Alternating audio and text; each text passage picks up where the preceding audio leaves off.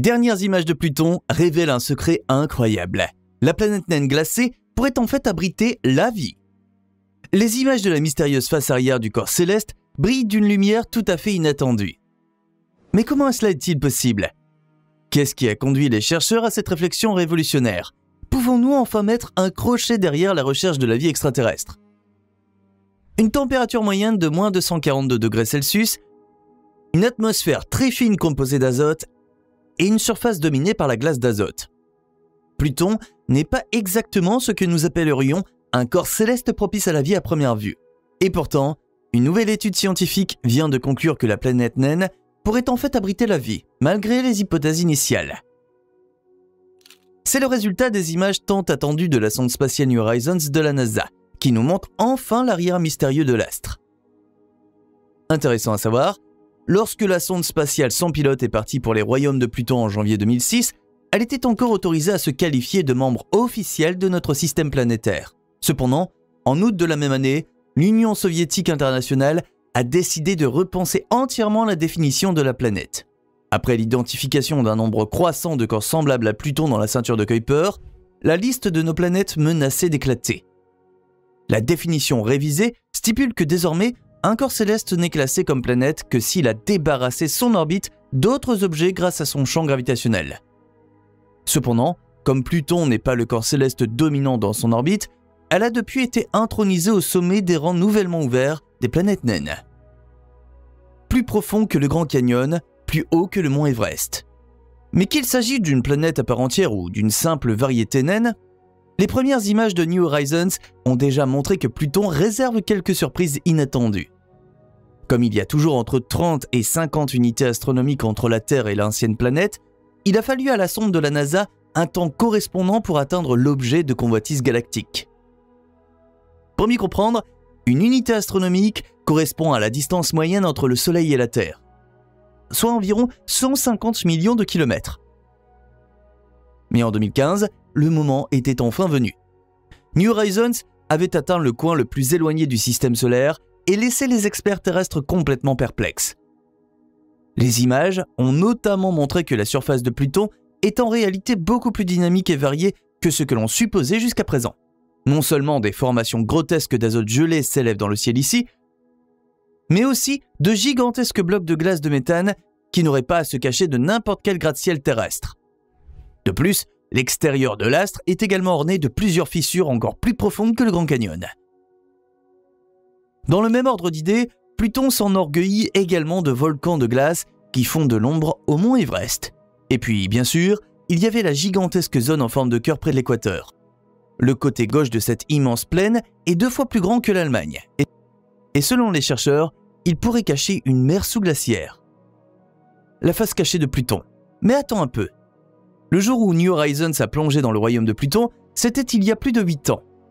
La dernière transmission de données sur Pluton a eu lieu en octobre 2016. Alors comment se fait-il que les chercheurs terrestres reçoivent encore de nouvelles images? Eh bien, la raison très simple est que l'analyse complexe des données collectées bat toujours son plein. Lorsque New Horizons a atteint l'ancienne planète, il se déplaçait à une vitesse de 52 000 km/h. Une vitesse qui n'a permis d'examiner qu'un seul côté de l'astre. Plus précisément, il s'agissait de l'hémisphère qui était alors baigné par la lumière du Soleil. L'autre zone, en revanche, était dans l'ombre et n'était visible que quelques jours avant l'approche la plus proche entre la sonde et Pluton. Alors qu'au début de la mission, les experts se consacraient principalement à l'évaluation des images en gros plan, c'est désormais le côté ombre de la planète naine qui est au centre de l'intérêt. En termes de netteté, cependant, ces images sont nettement inférieures à celles prises précédemment. Alors que l'hémisphère révèle des structures d'une taille d'environ 75 mètres, dans les régions plus sombres, on distingue que des formations de 2 à 30 km de large. Ce qui semble extrêmement grossier et flou à première vue est en fait 200 fois plus net que les images que le télescope spatial Hubble a prises autrefois de Pluton.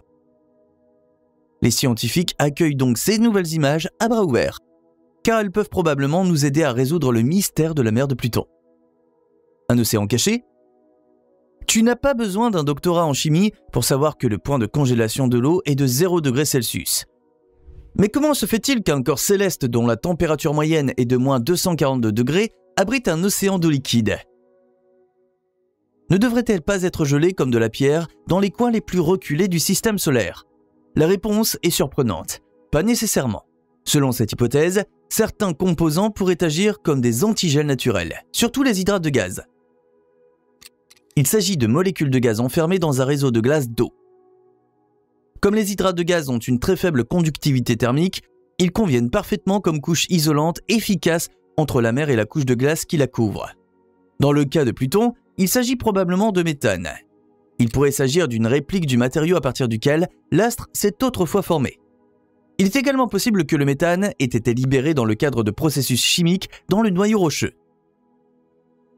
Dans leur modèle théorique, les chercheurs ont examiné le développement de l'océan sous-glaciaire avec et sans la couche isolante. Résultat, sans la couche protectrice naturelle, l'océan caché aurait gelé il y a plusieurs centaines de millions d'années. Mais avec la couche isolante, il est probablement encore en train de s'agiter aujourd'hui. Et les images de la face cachée de Pluton suggèrent maintenant que c'est bien le cas. À cet égard, les scientifiques font référence à une région qu'ils appellent le terrain chaotique. Il s'agit d'un enchevêtrement diffus de plaines, de tranchées et de montagnes qui se trouve en face de Planitia Spoutnik en forme de cœur. Nous savons grâce à d'autres corps célestes comme Mars ou Europe, la lune de Jupiter, que de telles zones résultent de l'impact d'un astéroïde. Après la collision, des ondes sismiques sont chassées autour du corps entier. Et dès que les chocs se rencontrent à l'horizon opposé, la surface se brise, laissant derrière elle un paysage chaotique et sillonné. Afin de découvrir l'arrière-plan de la formation de la zone de Pluton, les chercheurs ont simulé la façon dont un impact lourd enverrait des ondes sismiques à travers le corps céleste. Et voilà, les racines du terrain chaotique pourraient en fait dormir dans la visite d'un projectile galactique. Et maintenant vient le grand mais. La mer sous-glaciaire est nécessaire pour que la plaine se présente comme elle le fait par la suite. La vie est possible, mais ce n'est pas tout. Si l'océan existe vraiment, il pourrait même servir d'habitat à des organismes simples. Cette thèse révolutionnaire est étayée par quelques traces d'eau bien visibles qui ont laissé une décoloration rouge sur l'hémisphère. Celles-ci sont à leur tour interprétées par les scientifiques comme l'indice d'une forte concentration de molécules organiques. En d'autres termes, comme une preuve de la présence de ces éléments constitutifs qui, d'après nos connaissances, sont une condition préalable essentielle à la vie. Des expériences en laboratoire ont montré que des composés organiques complexes et rougeâtres peuvent se former lorsque des molécules telles que l'eau, l'azote ou le méthane sont exposées à un rayonnement intense. Sur Pluton, le bombardement de radiation correspondant pourrait être dû au vent solaire. Dès que l'ammoniac est ajouté au composé, il peut même se former des bases qui apparaissent dans l'ADN et l'ARN. L'étude publiée par le groupe dirigé par Dale Cruikshank, chercheur à New Horizons, dans la revue Astrobiology, souligne explicitement que la glace de l'hémisphère a une couleur rouge et qu'elle contient également de l'ammoniac. Cependant, ces circonstances ne constitueraient pas à elles seules une preuve évidente de l'existence de micro-organismes extraterrestres. Et pourtant, les résultats suggèrent que des organismes simples peuvent survivre sur Pluton. La vie y est donc théoriquement possible. Les thèses ont également reçu un accueil positif de la part du reste de la communauté des chercheurs. L'évaluation des données nous montre une fois de plus l'importance de ces vols de recherche. Avant la mission New Horizons, pratiquement aucun scientifique n'aurait cru possible qu'un corps céleste comme Pluton apparaisse un jour dans une publication telle que Astrobiology. En fin de compte, 2 des 3 points de la liste de contrôle de la vie semblent avoir été cochés. Il existe des preuves assez claires de l'existence d'eau liquide, et maintenant aussi des données suggérant la présence de composés organiques. Ce que les experts recherchent encore, c'est une source d'énergie appropriée pour maintenir les conditions propices à la vie. D'où viennent les lames de glace géantes? Cependant, il ne faut pas se cacher que les images n'ont pas seulement permis d'évaluer le caractère potentiellement accueillant de Pluton pour la vie. Les experts ont remarqué quelque chose sur certaines images qui s'accompagnent encore de grands points d'interrogation. En détail, il s'agit d'une région presque surréaliste de lames de glace colossales qui sont uniformément réparties et qui, dans certains cas, s'élèvent à 1 km dans les airs. De plus, le décor de lames de glace s'étend sur toute la face cachée avant de réapparaître à l'extrémité ouest de l'hémisphère. Et bien que nous ayons apparemment affaire ici à un type de terrain très courant, les experts ne savent pas comment la ceinture de glace de méthane aux arêtes vives a pu se former autour de l'équateur. D'une part, il est concevable que le méthane provienne de l'atmosphère et se soit accumulé sous forme gelée. D'autre part, la théorie veut qu'il s'agisse du vestige d'une formation beaucoup plus importante à l'origine, dont la taille a été progressivement réduite par la lumière du soleil. les saisons erratiques de Pluton pourraient également avoir eu une influence importante sur la formation des formes. Contrairement à la Terre, la planète naine n'a pas besoin de 365 jours pour tourner autour du Soleil, mais de 248 ans. Comme l'astre tourne autour de notre étoile haute sur une trajectoire elliptique, il passe par endroits à la limite glaciale de notre système d'origine. Cependant, il se rapproche ensuite du Soleil, ce qui réduit de près de moitié la distance qui le sépare de lui. La combinaison de l'inclinaison et de la distance signifie que chaque zone de Pluton ne subit le rayonnement solaire maximal possible que tous les 900 000 ans. Et qui sait, peut-être que l'un de ces étés extrêmes a laissé derrière lui un mystère glacé pour la postérité. Abonne-toi dès maintenant pour ne pas louper la prochaine vidéo.